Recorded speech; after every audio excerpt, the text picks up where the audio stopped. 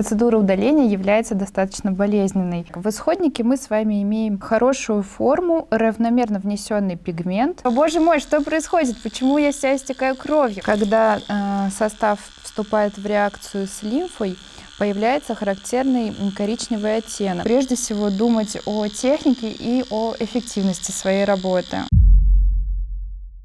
Всем привет! Меня зовут Анна Рынденко. Я мастер перманентного макияжа студии Ольги Ханафи. В этом видео я продемонстрирую вам технику удаления ремувером Ханафи, а также расскажу о нюансах и секретах данной процедуры.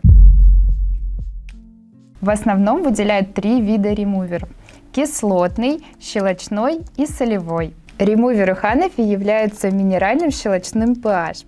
Поскольку pH небольшой, эти ремуверы смело можно считать мягкими и нетравматичными. В дополнение к этому ремуверу я буду использовать активатор. Он поможет мне добиться лучшего результата благодаря своей вытягивающей способности. Мою модель зовут Анастасия, и ее перманентному макияжу уже 5 лет. Итак, в исходнике мы с вами имеем хорошую форму, равномерно внесенный пигмент. Поскольку форма у нас хорошая, мы могли бы себе позволить перекрыть брови. Но с другой стороны, это грозило бы нам быстрым уходом в нежелательный холодный оттенок. Поэтому нам необходимо высвободить место в коже для того, чтобы новый желаемый оттенок прижился и носился гораздо дольше. Первым делом мне необходимо обезболить зону, на которой я буду работать. Для этого я буду использовать первичную анестезию. Наношу ее толстым слоем и сверху закрываю пленкой. При работе с ремувером вторичная анестезия не используется, поскольку она спазмирует сосудики и дубит кожу. Из-за этого проницаемость кожи становится ниже, и работа ремувера не такая эффективная. Выдерживаю я ее примерно 10-15 минут. Процедура удаления является достаточно болезненной,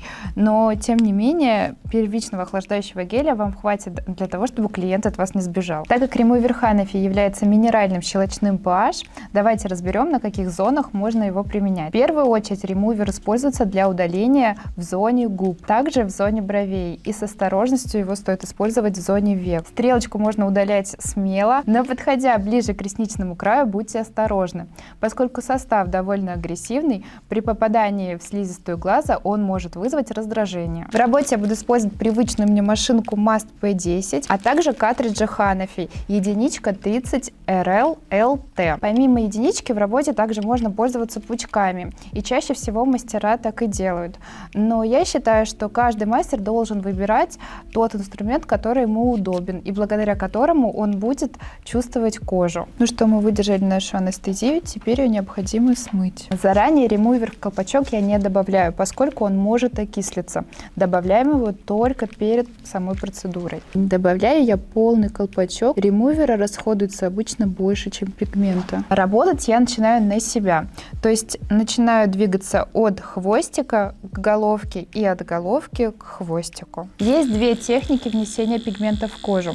Первая – это путем набирания ремувера в носик картриджа, а вторая – это путем нанесения небольшого количества ремувера на зону процедуры. Я буду использовать второй способ. Бровь я условно делю на сектора размером примерно сантиметр. Начинаю, как я уже сказала, с хвостика и приступаю к процедуре. Работаю я короткими зигзагообразными штрихами.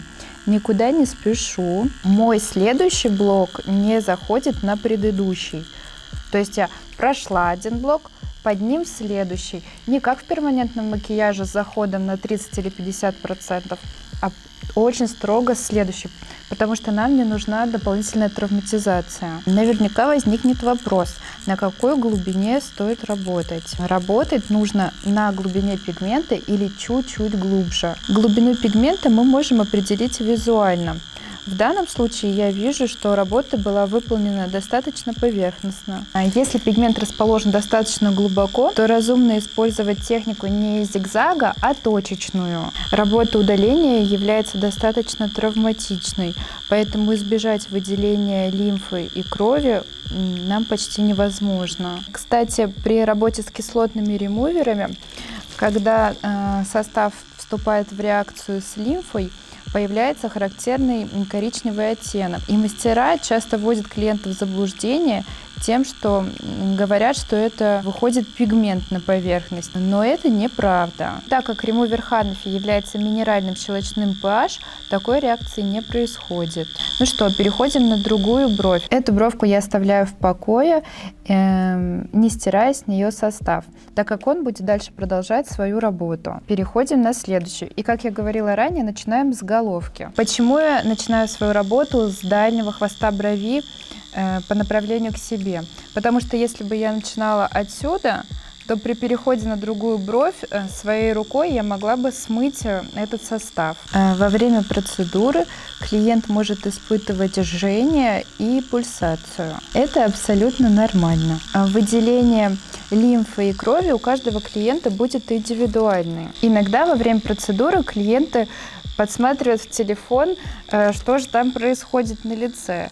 И часто я слышу реакцию: «О, боже мой, что происходит? Почему я вся истекаю кровью?» Поэтому я бы не рекомендовала давать клиентам подглядывать за процессом процедуры. Хвостик находится на самой выступающей части брови, на косточке.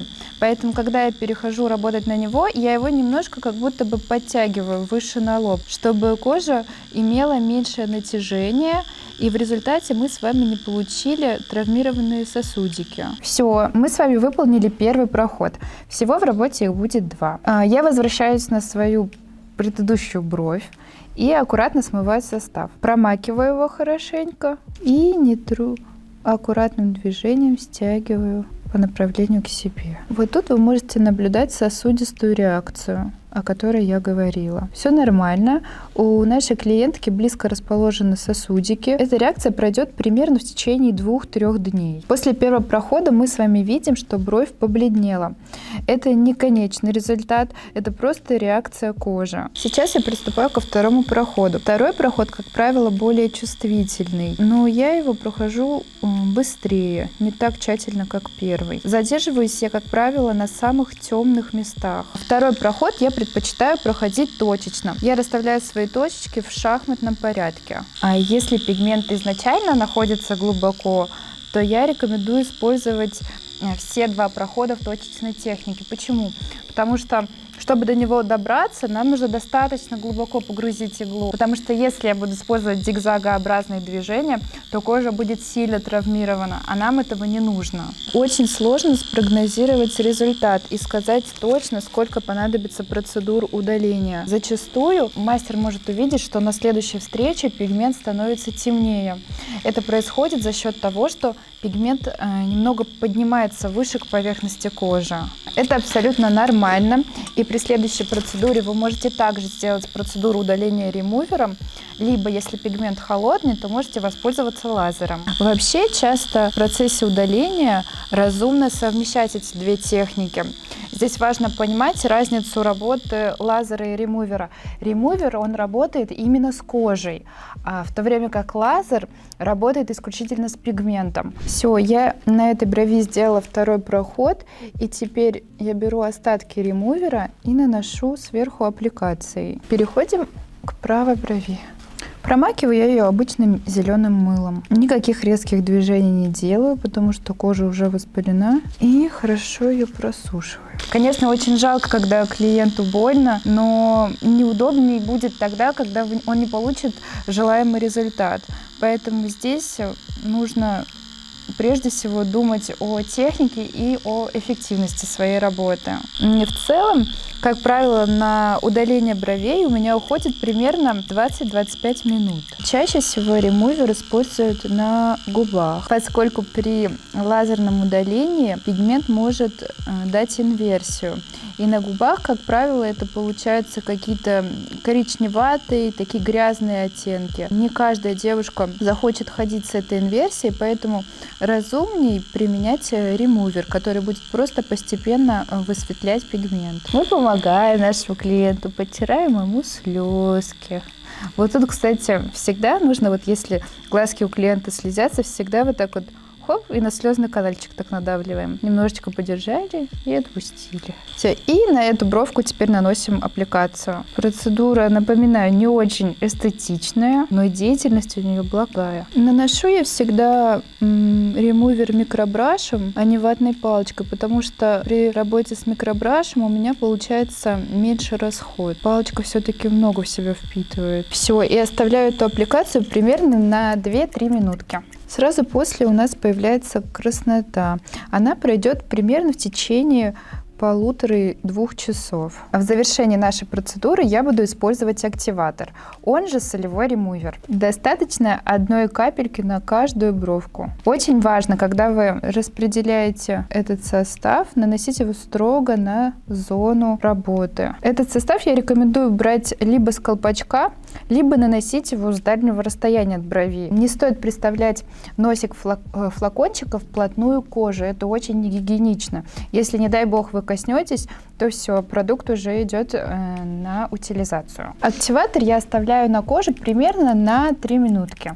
Сразу после процедуры брови будут иметь красноту, а также общий тон пигмента будет выглядеть светлее. Но имейте в виду, что это не конечный результат. Конечный результат будет только спустя месяц. Если нам потребуется последующее удаление, или мы уже можем, допустим, приступить к процедуре перекрытия, интервал между этими 2 процедурами должен быть не меньше 6 недель. За это время кожа успеет восстановиться. На этом этапе я начинаю клиенту давать рекомендации по уходу. Я рекомендую не размачивать брови, не распаривать их, также не использовать в этой зоне косметику, которая содержит кислоты. Также предупреждаю о том, что буквально на 3-й день плюс-минус появляются небольшие шелушения. Со 2-го дня, в принципе, можно наносить бипантен или депантенол тоненьким слоем. Как вы успели заметить, процедура удаления ремуверов не такая уж сложная в исполнении. Но несмотря на это, если вы только начинаете использовать эту технику или еще ни разу ей не пользовались, я призываю вас пройти полноценное обучение. Например, у нас есть онлайн-мастер-класс Ольги Ханефи, где она подробно рассказывает о химических составах разных ремуверов, особенностях работы с разными типами кожи, а также на фотопримере разбирает разные случаи клиентов для того, чтобы вы грамотно научились подбирать необходимый метод удаления – ремувером или лазером. Если вы не будете знать особенности этой процедуры, вы можете случайно по незнанию навредить клиенту и даже оставить шрамы. Подробно ознакомиться с программой и приобрести онлайн-мастер-класс Ольги Ханефи вы можете по ссылке в описании к этому видео. А если вам было полезно это видео, то оставляйте свои комментарии, а также подписывайтесь на наш канал, чтобы не пропустить следующие полезные видео. Желаю вам хорошего настроения и отличных работ. Пока-пока!